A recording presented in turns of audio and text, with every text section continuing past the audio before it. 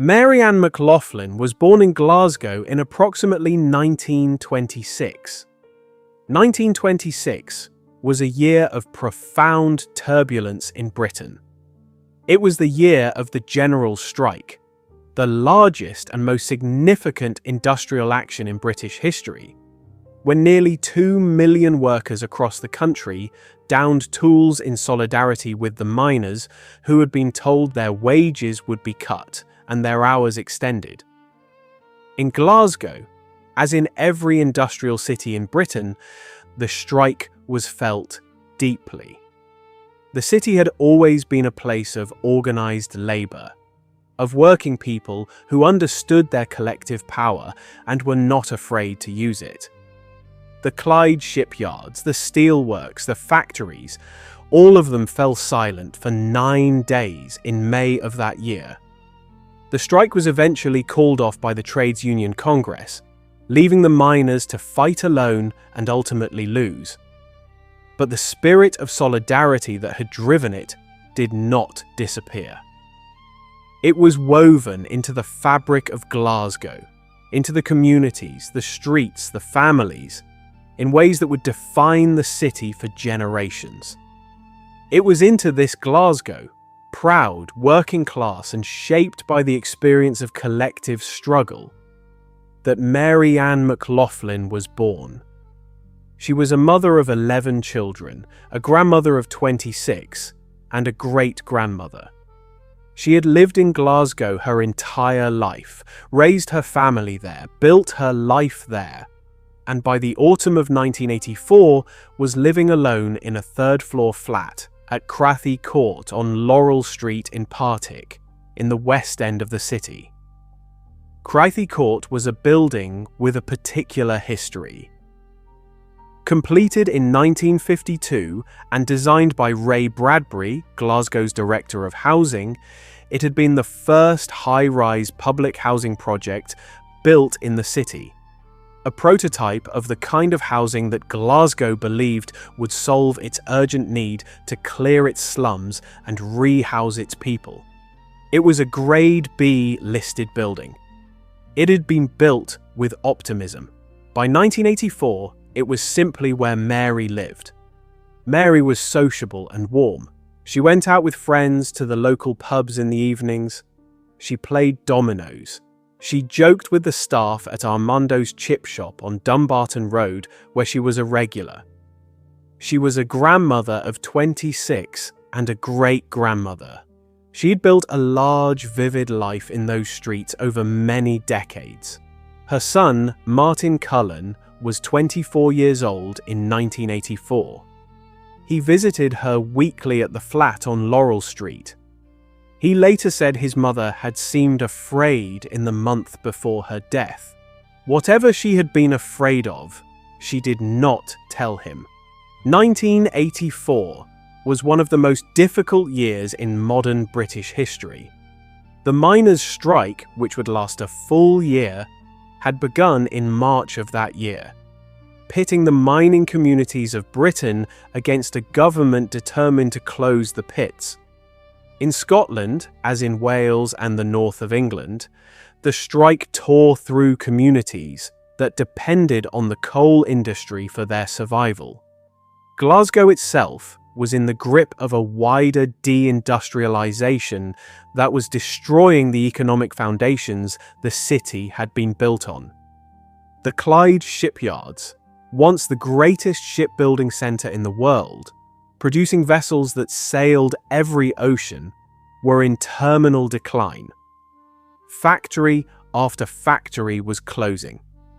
Unemployment had reached levels not seen since the 1930s.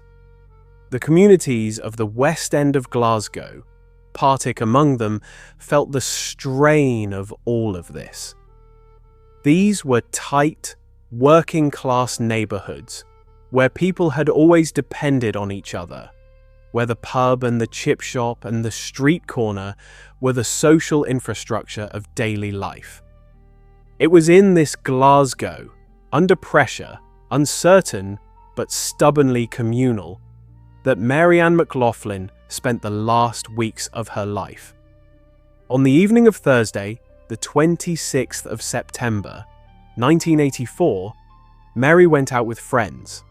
She spent the evening drinking and playing dominoes at the Hindland pub on Hindland Street, a pub that looks out onto Mansfield Park. She was last seen leaving at around 10:45 in the evening. She called into Armando's chip shop on Dumbarton Road on her way home. She bought fritters and cigarettes and joked with the staff as she always did. A short time later, she encountered a man named Graham McGill. McGill ended up back at her flat at Crathy Court. What happened there was described by the prosecution at trial as a brutal attack. Graham McGill strangled Mary Ann McLaughlin with the cord of her own dressing gown, winding it around her neck 3 times. He stole a set of keys from her flat. He then left and returned to the prison from which he had been released on day release that day. Mary was 58 years old. For 6 days, nobody knew she was dead. On the 2nd of October 1984, Martin Cullen went to visit his mother at Cravey Court as he did every week. He arrived with his ex-partner June Brittle and his child. When he reached the door of the flat, he noticed something wrong immediately. The hall light was on. His mother never left the hall light on. Then came the smell through the letterbox. Martin later described it to the court at trial as the most horrible smell you will smell in your life. He knocked. He shouted through the door. He tried a key borrowed from a neighbor. It did not work. He kicked the door in. June Brittle went inside. She came out screaming. Martin went to the end of the hall. He said he could not go any further. He called an ambulance and the police. The post-mortem examination established that Mary had been dead for at least 5 days before her son found her. The investigation that followed was major and extensive. Dozens of lines of inquiry were pursued across Glasgow and beyond. Despite all of it, no one was identified as being responsible for Mary's death. The case went cold. What the police did not know in 1984, what they could not have known, was that the man who had killed Mary Ann McLaughlin had walked out of a prison that morning on day release and returned to his cell in the early hours of the following morning. A governor's log book would one day confirm this. The man's name was Graham McGill. He had been 22 years old. In April 1981, he had been convicted of assault with intent to rape and had been sentenced to prison. He was serving that sentence and was on parole the night he walked into Mary's life and killed her. When it was over, he went back to his cell before morning. He did not feature in the 1984 investigation. His name was not known to the officers who were searching for Mary's killer. The evidence from the scene had been carefully preserved. Items were stored in paper bags, sealed and kept through the years and then the decades. The officers and scientists who gathered that evidence in October 1984 did not know about DNA profiling. They could not have known what those items might one day yield, but they kept them. 5 attempts were made to find answers in the evidence. The original examination in 1984 was inconclusive. Cold case reviews followed in 1999, in 2002, and in 2006. Each time the science was not yet advanced enough to produce a result. Then, in 2014, a 5th and final review was undertaken by forensic scientist Joanne Cochrane and her colleague Negian at the Scottish Police Authority Forensic Services Cold Case Review Team at the Scottish Crime Campus.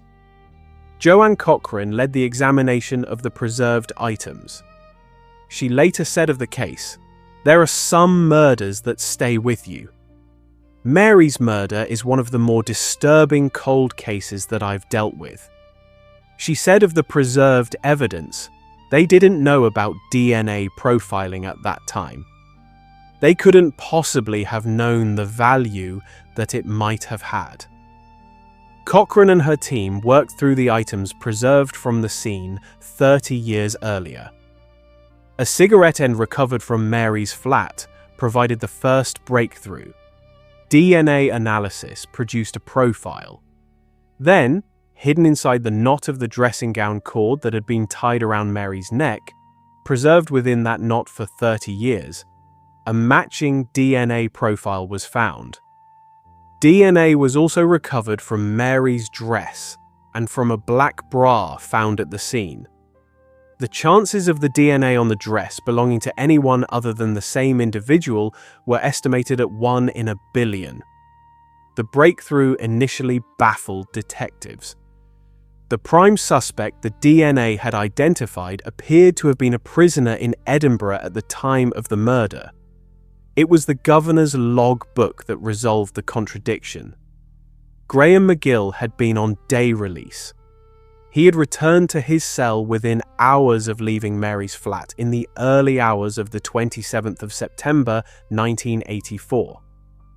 McGill was arrested on the 4th of December 2019. He was 59 years old. In the years since Mary's murder, he had gone on to commit further serious sexual offences. In 1999, he was convicted of assault with intent to rape and received a discretionary life sentence. He was released on life licence in October 2008 and had no further convictions between that release and his arrest for Mary's murder. He was in employment at the time of his arrest.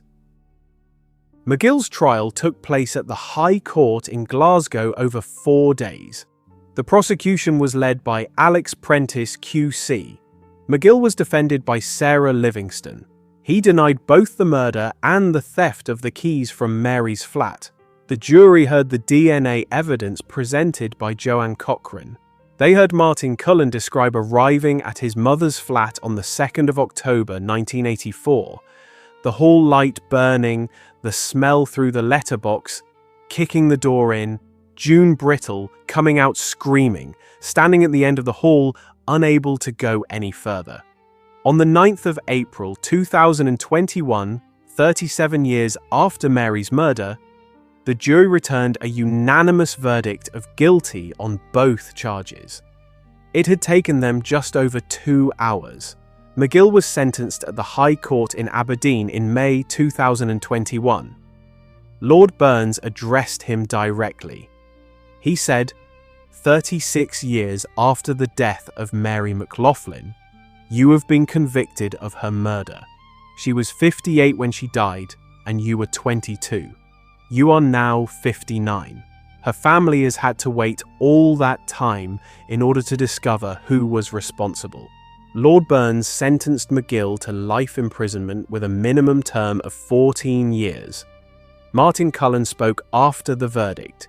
He said, "There is no joy at the verdict, but there is justice, and my mum can finally rest in peace." He said it had been years of torture for everyone in the family and that there was a sense of relief. He said of McGill, "He is a revolting individual, and it brings some comfort to think that he will never again see anywhere other than the inside of a prison." In the years before the conviction, Martin had said, "All that I want is the person caught." This has been preying on my mind since 1984, and that's way too long.